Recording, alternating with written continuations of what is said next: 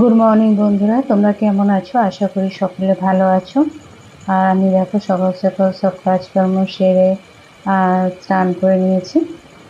আর তারপরে আমি ঠাকুরের পুজো দেবো আর কি। আর সকালে করেছিলাম আলুর দম আর রুটি। আর মেয়েদের জন্য তো পরোটা, ওরা রুটি খায় না, ওদের একটা করে পরোটা করে দিতে হয়। আর কালকে ঘুগনি ছিল অল্প। কালকে যেহেতু আমি ছিলাম না, ডাক্তারখানায় গিয়েছিলাম। আমার একটু অনেকদিন ধরেই শরীর খারাপ হচ্ছিল, তোমাদের বলেছিলাম। যাই হোক, মানে বাড়িতেই ঘরোয়া ট্রিটমেন্ট একটু করছিলাম, তা হচ্ছিল না, দেখছিলাম বাড়াবাড়ি হচ্ছিল। যাই হোক, ডাক্তারটা দেখিয়ে নিলাম। আর কালকে ছিলাম না, যাই যেহেতু যেহেতু কালকে শাশুড়ি মা রান্না করেছিল। আর মেয়েরা যখন আসে তখন পাউরুটি ছিল, ওরা পাউরুটি খেয়েছে। কিন্তু দুরকম তরকারি ছিল কালকে, ঘুগনি আর সাদা আলু। তো ঘুগনি ওরা খায়নি, সাদা আলুটাই খেয়েছে। তো দেখো, আজকে তো রবিবার, আজকে সব জামা কাপড়গুলো আমি এগুলো সব কেচে দেবো মেয়েদের, গরম জলে ভিজিয়ে রাখবো, তারপর জামা কাপড়গুলো কাচবো। তো জামা কাপড়গুলো কেচে আমারও টিফিন খেয়ে নিয়েছি, খেয়ে নিয়ে জামা কাপড়গুলো কেচে এখন 10টার মতো বাজে। আর ছাদে দেখো কী রোদ্দুর উঠেছে, মানে ছাদে পা দেওয়া যাচ্ছে না। তো যাই হোক, প্রতি রবিবারে করে তো কেচে দিই, কিন্তু যেহেতু আবার গরমকাল, মানে নোংরা না হলেও মানে গন্ধ ছাড়ে, তাই সপ্তাহে এখন 2 দিন কাচতে হয় জামাগুলো। আর লাল জামা হলে তেমন একটা বোঝা যায় না, কিন্তু সাদা জামাতে ময়লা তাড়াতাড়ি ধরে আর কি।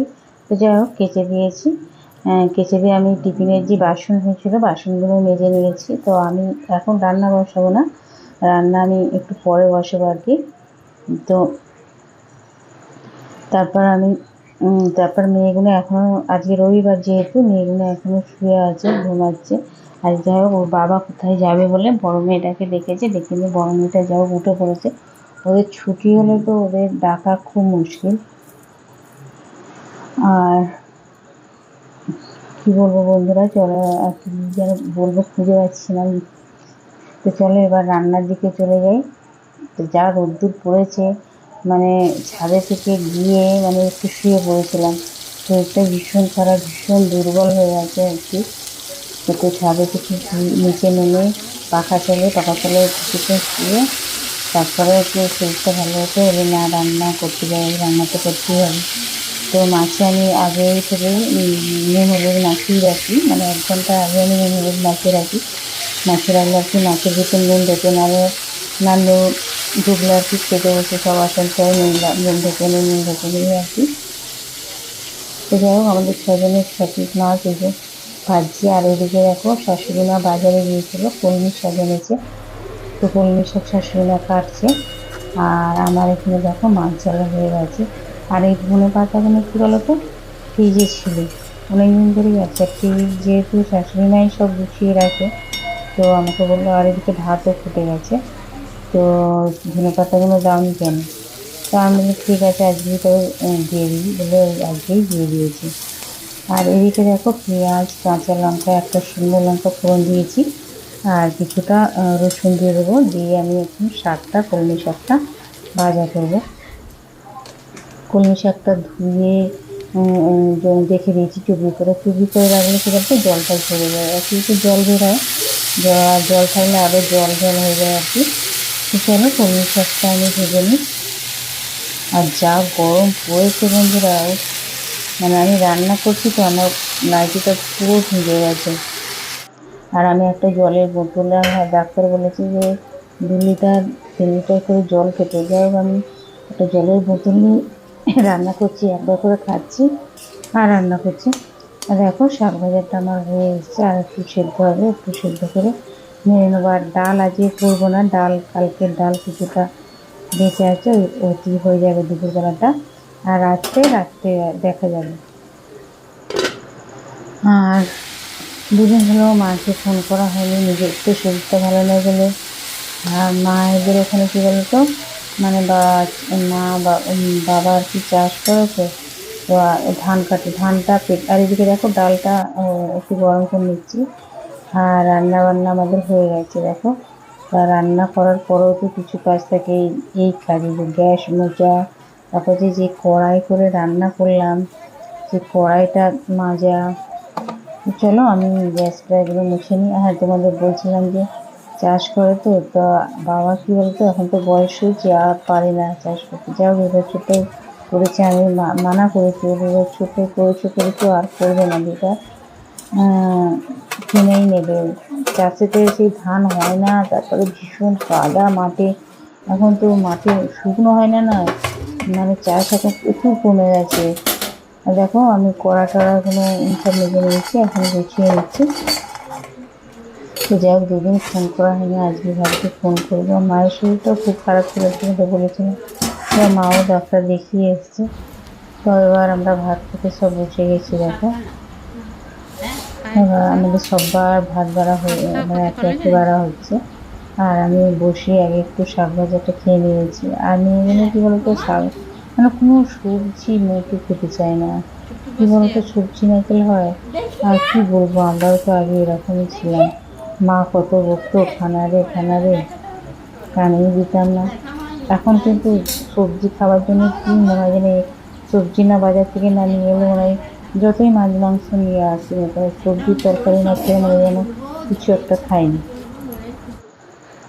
এছাড়াও এখন বিকেল হয়ে গেছে, অনেকক্ষণ আর আসা হয়নি। সেই দুপুরবেলা তোমাদের কাছে এসেছিলাম ভাত খাওয়া নিয়ে।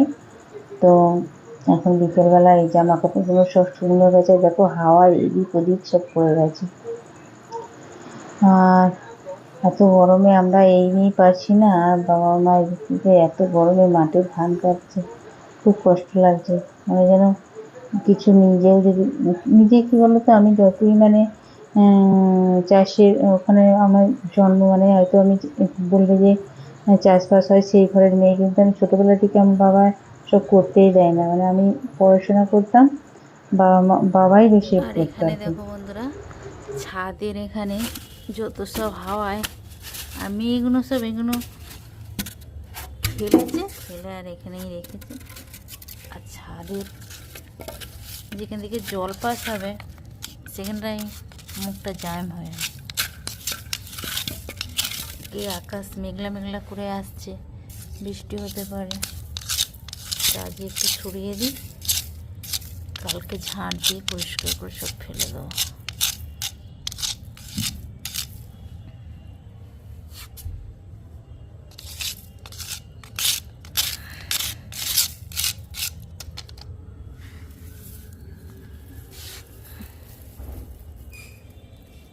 এখানে এই গাছটা আছে, এই গাছটার পাতা পড়ে মুখটা জ্যাম হয়ে গেছে। চলো, তো বন্ধুরা দেখো আমি এখন ছাদে সব জামা কাপড় তুলছি। আর কালকে তো ভীষণ শরীর খারাপ ছিল, কালকে তো ভিডিও দিতে পারিনি। কালকে তো হসপিটাল গিয়েছিলাম, ওষুধ খাচ্ছি এখন। কালকে তো একদম ভিডিও দিতে পারিনি, আজকে ছাড়বো 7টার সময়, তোমরা দেখো। আর চলো ভিডিওটা এখানেই শেষ করছি। ভালো লাগলে অবশ্যই একটা লাইক আর সাবস্ক্রাইব করে দিও। তো বন্ধুরা সন্ধে হয়ে গেছে, আর আগামীকালকে তো ভিডিও দিতে পারিনি, ডাক্তারখানায় গিয়েছিলাম, ভীষণ অসুস্থ ছিলাম। আর এই ওষুধগুলো সব দিয়েছে, খাচ্ছি এখন। এই মোলামটা দিয়েছে, আরও ওষুধ দিয়েছে একটা, ওখানে রাখা আছে একটা, সেটা দেখালাম না। আর চলো, ভিডিওটা ভালো লাগলে অবশ্যই সাবস্ক্রাইব করে দেবে আর একটা লাইক দিয়ে দেবে। চলো, সবাই সুস্থ থেকো, ভালো থেকো।